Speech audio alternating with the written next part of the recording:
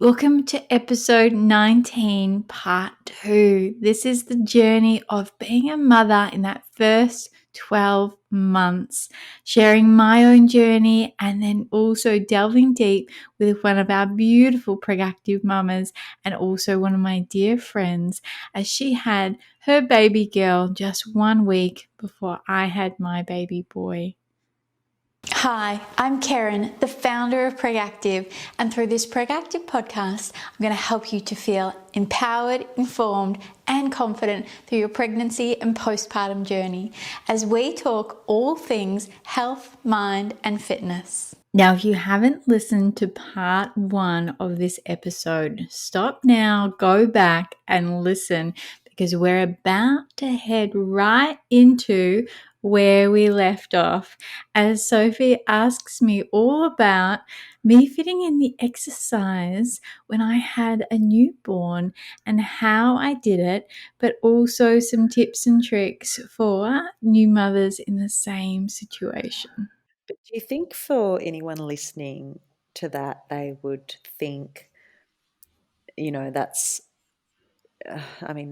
not to say like that's easy for her to say in sort of a negative way, but do you think people can genuinely relate to that, like doing exercises in the middle of the night? I mean, I'm coming from a place of, that's your expertise, that's your industry. You're obviously very intuitive with the way your body feels and you know your body really well. But for people that don't, for people that aren't that fit or, don't exercise regularly or find it difficult to exercise regularly, how do they implement things, or how do they find the will or the way to implement little things like that? Because I find it difficult to prioritize it. I guess that's what I'm trying to say. How do you prioritize it? Because it's good for you, but how do you prioritize it when you've got so much else going on? You're so exhausted and you're so, preoccupied with your baby and you want to do it, but You've got to find the number that works for you. So if, for example, as we said before, 20 minutes for me was just like, there is no way. And for me, 8 minutes was doable. And then on the days or nights or whatever that I was like, I can't do 8 minutes, then 4 minutes was my thing. And it wasn't exactly 4 minutes, but it was pretty much around that. And 4 minutes. And that's worth it? 4 minutes? 100%. Goodness, yeah. Anything is worth it. 1 minute is worth it. And that's the thing. We sit so much, particularly as new mothers, we sit. Yeah. And what you need to do is all your muscles need to activate to help to, contract and release. Contract and release is what they do. And it helps with blood flow. And when you're healing, particularly early postpartum, you want to be able to encourage blood flow to help healing. And, whether it's a cesarean section, you want to help the healing of that. So sitting still or just holding a baby for majority of the day is not helping with all of that movement. Now, no good. In saying that, you don't want to be overdoing things because you've got your pelvic floor that needs to recover. And early postpartum, I did as much as I could horizontal. Yeah. So if there was any, text messages or phone calls or anything like that, I tried to do them lying down. And it's the same with anything. And, so I do often get emails from people going, I'm 4 days postpartum. What can I do? And it's like, you need to lie down. Yeah. Because even just sitting puts pressure, with gravity down onto your pelvic floor. So regardless of if you've had a vaginal birth or a cesarean, you need to look after your pelvic floor because you've just been pregnant for 9 months and that pressure. That's great advice. It's a great little tip. I think you reminded me of that time. Also, a postnatal physio that I saw had given me that little tip as well, and it is really important and something that you don't really realize. You think sitting, you're resting, but you're not resting the right muscles and organs and area that you need to be after childbirth. Yeah, exactly. So you want to do some recovery, but you've got to be gentle about it. Mm. Otherwise, you get to a particular point in your postpartum journey and you get frustrated Mm. because you haven't done anything. And then you're like, all right, I'm going to go for a run. That was exactly me. It's exactly what I was about to say. I remember I told you that. I was like, oh, I've been running, and you were like, Sophie, be careful. Go back to exercising your pelvic floor. You've inspired me. I'm doing my pelvic floor exercises right now, by the way. Well, and that's the thing, going on, I guess, in our journey. It's, like for me, 5 months Mm-hmm. was the point where I felt good. Mm-hmm. Mm-hmm. I had been doing my exercises pretty much most days. And when I say exercise, I feel people think I go off and do big, heavy, strong move. I'm talking very gentle stuff. Mm-hmm. But been doing something most days, doing some gentle walks and stuff like that for about 4.5 months. And at that point is when my body really started to come back into shape a bit more. And I remember doing a post, and I also remember my husband saying, because I said to him, I feel really good. And he goes, you should. You look great. You Oh, should shout it from the rooftops. And I was yeah. like, yeah, I should, because often, it's I'm a mum now and Yeah. that's it. But yeah, really feeling good at that point, particularly being, struggling through that 3 to 4 month period was really hard for me. Mm. And then coming into this 5th month and going, oh, good. Yeah. All that work actually has paid off. But that's the thing. I do see it often. People go, oh, good, I'm here now. Like I've got to that finish line. It's like, no, No. you're at the first drink stop. Yeah. Like, yeah. One of the biggest things that I've learned that, everything's a phase. Everything's a phase with the baby, and then also with you as the mum too, like you just said, you go through different phases of feeling good, feeling bad, feeling in between, but it Yeah. passes and it changes.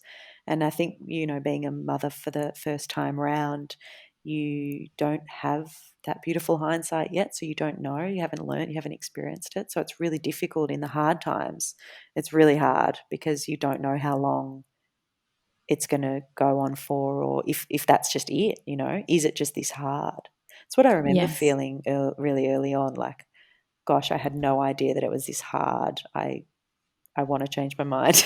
I want to give the baby back. No, not to that point, but like, yeah, just sort of, gosh, I didn't realize it was like this. And then that time passed, and it's funny that you say that the 3 to 4 month time was difficult for you. I really loved that time. Honey and I had really settled into each other.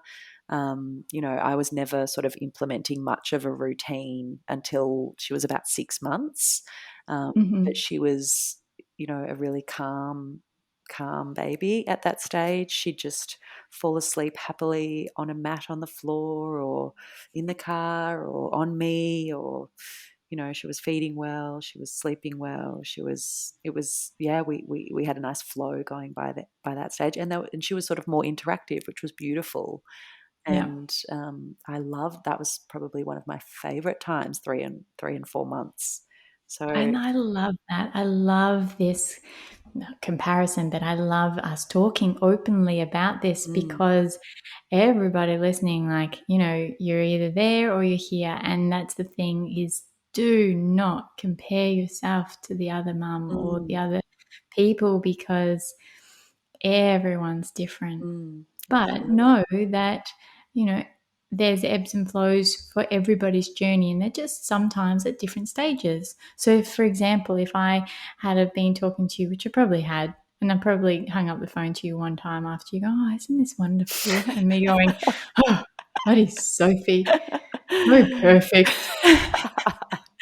I don't know about that, but yeah, that's how it makes you feel sometimes when you speak to someone and Yes, they're really positive about it, and you're like, oh gosh, okay, I that's know. not what's going And on that's, in my world. Is there something wrong with me, or is there something wrong with my yeah. baby, or is there something, am I not, you start doubting everything, and That's it. Well, I was also blessed with two other friends who were, they had their babies 2 months after us. Mhm. So I also go through that journey with them. And I remember, yeah, being at whatever it was, 5 months, and I was speaking to one of them, and she's like, "Oh, this is hard," and la la la. And I go, "You know how hard 3 months was for me? Mm. Like this happened, and my hair, and I felt horrible, and I felt ugly, and everything was going wrong." And she's like, "Really?" I'm like, "Yeah." She goes, "Makes me feel so much better." Yeah.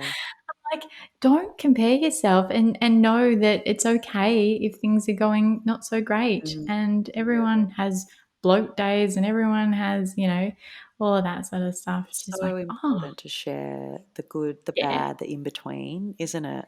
And I've been definitely. so, inspired by this whole motherhood journey. And, partly the reason why I started a podcast of my own with a girlfriend of mine, well, one of my best friends that we've been friends for, almost 20 years. We went to high school together and we have a beautiful friendship. But since having Talking in Common Talking in podcast, very, Common, very good. shout I love it. out, yeah, go I check it love it. out.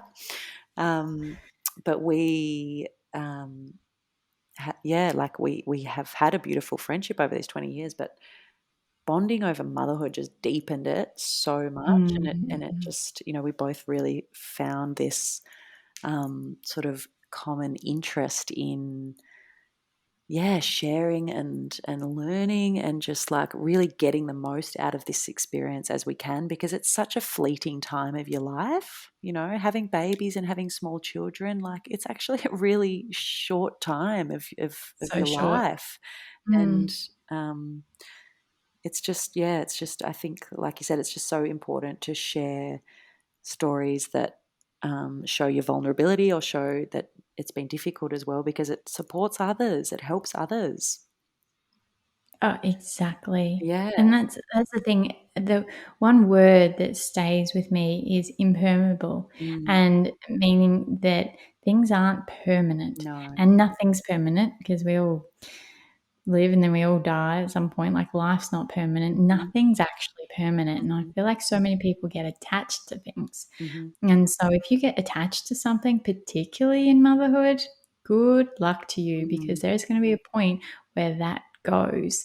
And when we talk about our babies, obviously they grow at such a rapid rate, as do we, and as do our relationships with other people, and Mm. everything changes. So to get so fixated on holding on to something staying the same, Mm. it's just not going to happen. And again, coming back to that expectation, if you expect something to stay the same, then you're going to be very disappointed. Mm. And that's where you just want to go with the flow. Mm. It's hard, but knowing that something else is ahead of you, and just keep swimming. I feel, Yeah. just keep Just keep swimming, just swimming. keep swimming.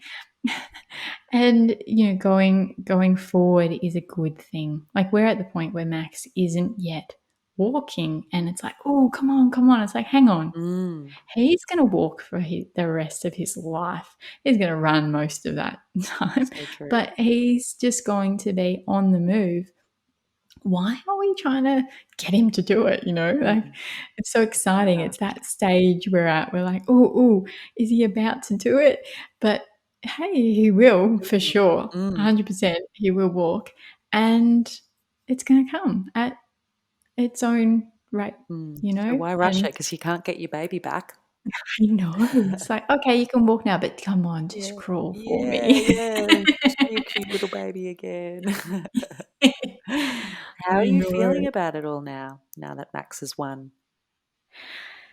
Good. I Mm. feel so in tune with him now. I Mm. feel like back, I don't know when it was, the 6 month maybe stage, I was so getting used to our little routine. I knew when he sort of was wanting to go to sleep, and I knew roughly how long normally he would sleep, and I sort of got attached to that, because here I am saying, Don't don't get get attached attached. to things. But I did, it's Mm. so normal to do. And so when he changed, I was like, oh, but now I'm like, oh, I just, God, I love him so Oh much. my God, I isn't was that actually sickening? Isn't it crazy how much you love them? love Like him. everyone says that, and yeah, I suppose you just don't understand it until you experience it. But Nah, I have found it so overwhelming how in love with this child I am. It's I know. crazy. I'm laughing because the other day I was writing in his journal. So, when we were pregnant, it was Father's Day was coming up. I can't remember what we were, like 20 something weeks pregnant. Hmm. And so for Father's Day, I bought my husband a journal for us to journal to this baby, Hmm. which I'm so glad because I love journaling. But it's been really, really nice. Anyway, I've obviously continued writing in it. And the other night I was writing in it and we were in bed and I am just bawling my eyes out, like sobbing my way through this. And, Paul was like, "Are you okay?" I'm like, "Yeah, I, I just love him so much." Yeah. And so I read out what I wrote. I don't even know what it was. I just wrote all these nice things, but each day there's something little that he just does, and I just love it. And I love how much he loves me, and he shows me that. So to answer your question, it's so good. Mm. I just love this time because he has this cute little personality, and Mm. that's one thing I didn't expect. Mm. I did not expect them to have such a cool little personality in that first year. Mm. I was thinking, okay, cool. Once they start, walking and talking is when it will all really come out. He's blabbing her away with all these different little sounds, but Mm. he's just doing his cute little smile and all that sort of stuff. So, It's yeah. amazing when you start to sort of have a little insight into their personality, see their reactions to things, and even when they Yes. can't speak yet and they can't communicate in a way that we normally do with other, human beings, but you have Yeah. this little connection with them that's just amazing, and So what you good. sort of can see their little brain ticking over and see what they're thinking, and they're so curious and eager and watching everything, and it's truly amazing. It's just beautiful. It really is. One thing that I found difficult was, or was also a bit unexpected, was the weaning off of breastfeeding. Hmm. So for me, we were breastfeeding, and then there was a change in how much I was breastfeeding because we introduced a bottle Hmm. at one stage. So the night feed was a bottle, and that was, I think it was about 8 months, but certainly something changed at 8 months. I think we dropped a feed, something like that, because he's eating more food. But whatever happened, it was at 8 months. And about 2 weeks after that, I got my first period. Mm. And I remember just a total flip in my hormones and my metabolism, Mm. because before then I could eat a horse and more. Like I was just starving all the time and I would just eat and eat and eat, as a lot of new mothers who are breastfeeding do, because your demands, your energy needs, your nutrient needs as a new mother when you're breastfeeding is huge. Mm. There's so much. Yeah. I think they're more than a teenage boy. I don't know. But they're Hunger just, is real if you it's breastfeed. real, Yeah. right? And so that change I found significant, Mm. and as have the most recent change where I've now stopped. So I was about 11 and a half months. We've stopped completely. Hmm. And that has done a full 360 with my whole body, Yeah. because my boobs have shrunk. Hmm. Hmm. I never had boobs, was fine with that. Mm. Then I got some Yeah. with pregnancy and postpartum. And I loved was like, I liked them. I'm the same. And and so then to get them taken away from me, Yeah. I was like, "Oh, well, that's no fun." Yeah. And Probably a little more deflated than before as well. yeah, they're no good. Slightly. They're no good at all. But then my belly, like I've been really bloated, and my metabolism has slowed even more, and I just feel this total shift. And I totally understand when women just get so frustrated because they think, oh no, it must be something to do with my exercise or something to do with what I'm eating. It's like, hang on a second. If you've changed something to do with your hormones, then there's going to be a significant shift, and don't be too reactive on that because your body is just processing what that change is. And that's something really to remember, particularly that weaning off. And the other thing to remember is pelvic floor is so important in this stage. So if you're weaning off, then your hormones are changing, as are everything in your body. And so if you're going to go off for a run, then you need to make sure that you're doing your pelvic floor, because this is often a time after people stop breastfeeding that pelvic organ prolapse happens. Interesting. So I didn't know that. yeah, so it can be, a year or more after you've had your baby. So people think, I'm fine. Yeah. I can Surely I'm fine. sneeze without, It's been a year. Yeah. right? And, I've been able to cough without peeing myself. I'm okay. And then they go and do all this heavy lifting, the jumping, all of that sort of stuff. They don't do the pelvic floor.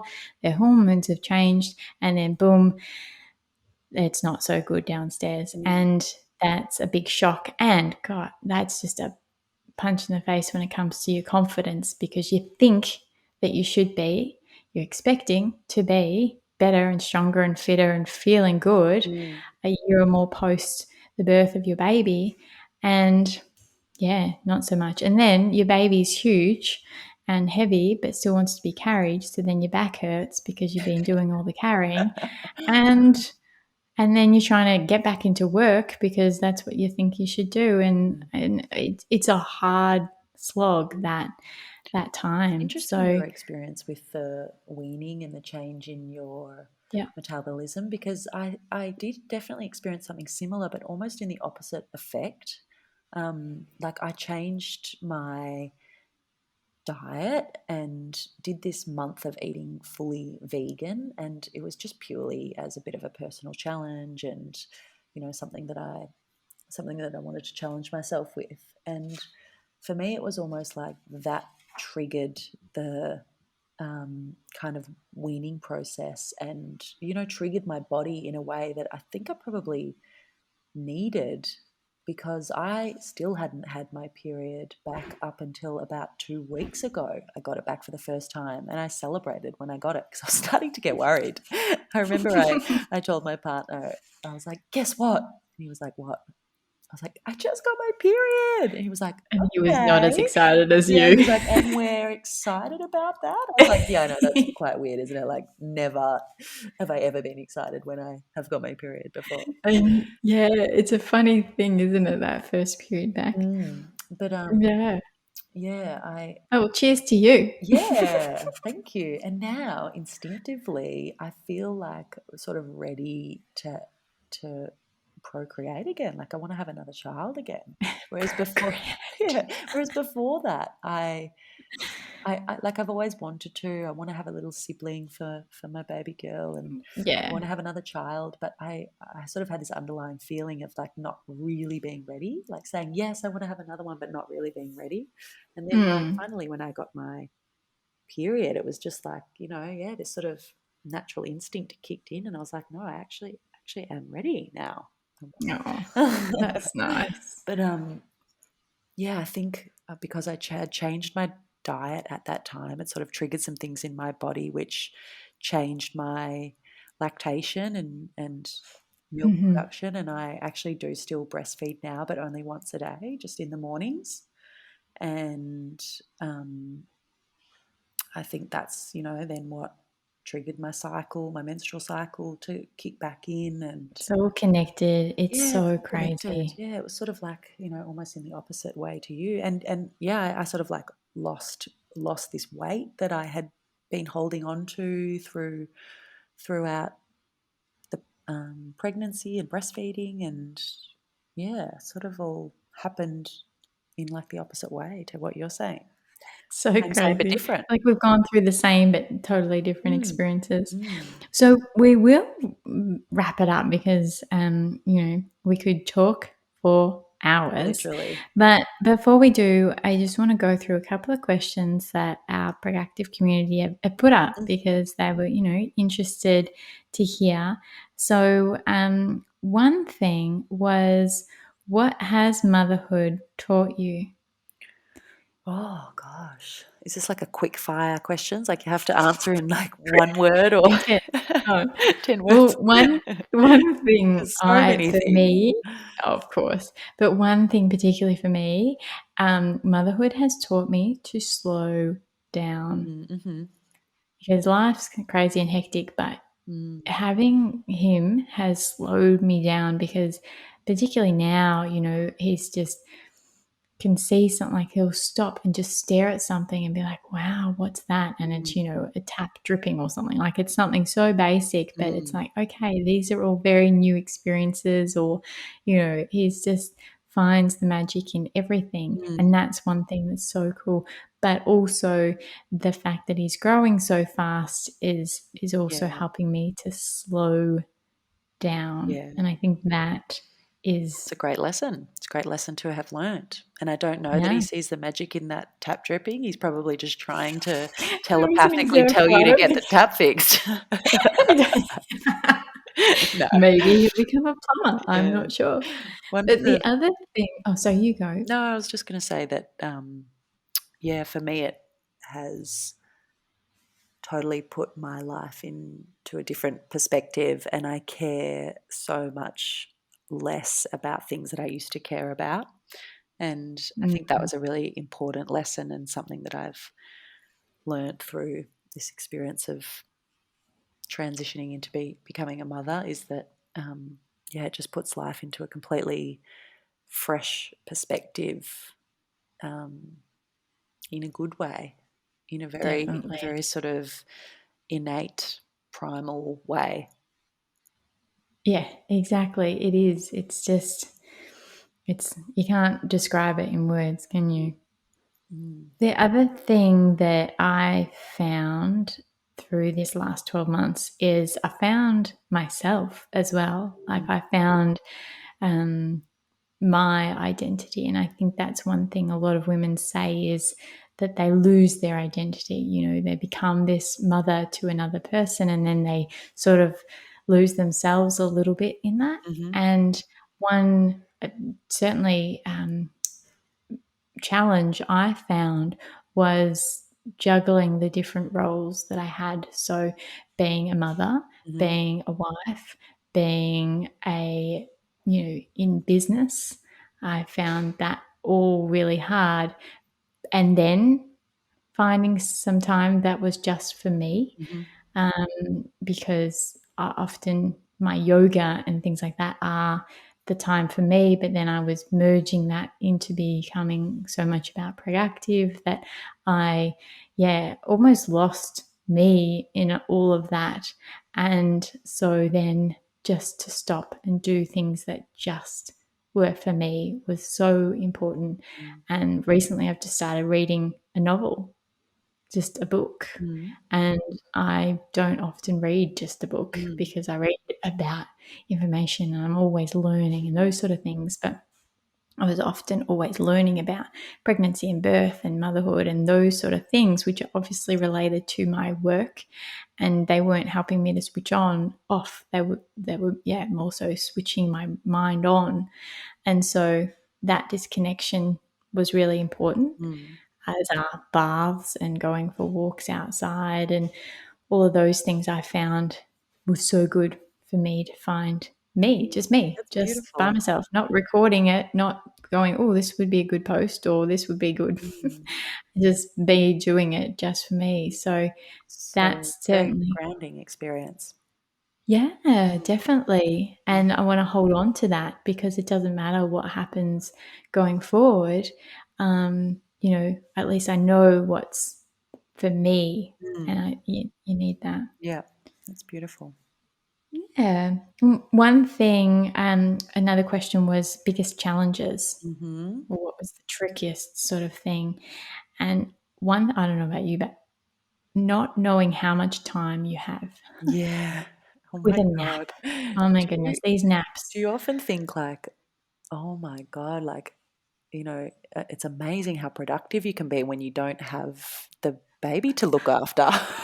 Like, if I have some time to do some things on my own, like if my partner's looking after the baby or someone else is, I'm like, oh my God, I just got so much done in that time. Like, what was I doing with my life before a baby? Wasting What time. was I doing with my life before about Yeah. exactly? I am Miss Efficient.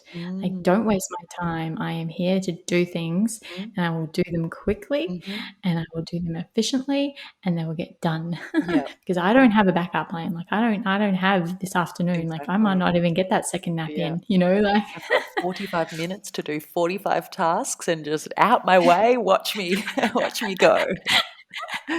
Yeah, I'd agree so with that. Yeah, you the don't time even have to challenge. put, video it and fast forward it. It's like I am in fast Yeah. forward at this time. But no, that's one thing I've struggled with because, like, as an example, this afternoon, I thought, okay, I might have half an hour on his second nap, and it ended up being an hour and 20 minutes, Mm, which is great. But if I had known I had an hour I and 20 know. minutes, Yeah. and that's the thing, you just don't. And so that's one thing I found, running a business and trying to do household stuff is not knowing how much time you've got and where you put those priorities. So your Yeah. question before being like, how do you prioritize this over that? And how do you prioritize yourself before the laundry or before whatever it I is? literally And had this conversation with my partner yesterday because I'm much the same. I work for myself and I'm trying to juggle getting back into a bit of work and all that sort of thing. And then, yeah, I'm the person at home looking after the household, looking after the baby. And it's really difficult to know what to prioritize, isn't it?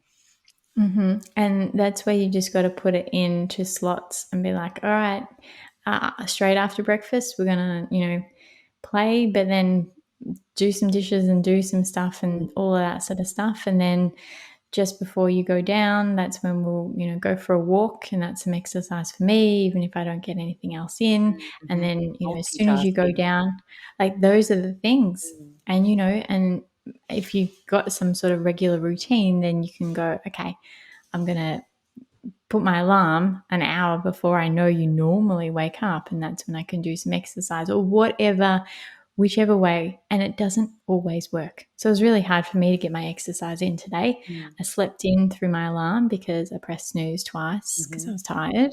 Yeah, we all And then do I it. tried to do little bits when Max was playing and he jumped all over me and it Mm. just didn't happen. And then in that break, when he went for his nap, I was like, I rolled out my yoga mat and I was like, yep, let's do some yoga. And I was 10 minutes into 20 minutes of doing it, and a guest rocked up. And I was like, hi. And then they wanted to see Max. And I was like, yeah, he'll be awake in 5 minutes. And then 40 minutes later, he wakes up. And so I sort of spent 40 minutes with them. And I'm like, okay, that's 40 minutes I didn't have to Yeah, myself. yeah, And so it was this, but that's life. yep, And that's sometimes what happens. yep, that's right. So, wrapping it up, I feel like motherhood's awesome. Love it Motherhood's to bits. so awesome. It's so At amazing. points, I want to escape and go on a retreat, as Totally. well. Absolutely. Like what you would do to have a day or a night to yourself is scary to think, but at the same time, it's the biggest blessing and it's such an I know. amazing experience. And I never understood those parents who would look at you and they'd look so tired and they would go to you, I'm so tired, but it's the best. And you're mm, like, I don't understand, but I totally understand now mm-hmm, because it is. I And agree. it's something to celebrate Yeah. And we've for hit our both them first and milestone. I We've got little know. 1-year-olds. Congratulations. We got through a whole year. We did a whole year and Mm. then we're going to look back and go, oh, we were so innocent and naive back when we just had 1 year I olds. know. I know. It's been Mm, beautiful to share it with you though. share the Yes, journey. same. And thank you so much for coming on and sharing so much and allowing me to share my journey with you too. It's been an absolute pleasure. I've loved it. I honestly could sit here all night. Shall we? Yeah. No. Well, thank you so much for coming on board, Sophie. Really, really appreciate it. Anytime, Kaz. I'll talk to you soon. Okay. Bye. Bye. Well, there you go. Our whole journey right there for you. Hopefully, you've enjoyed that. The show notes are over at pregactive.com.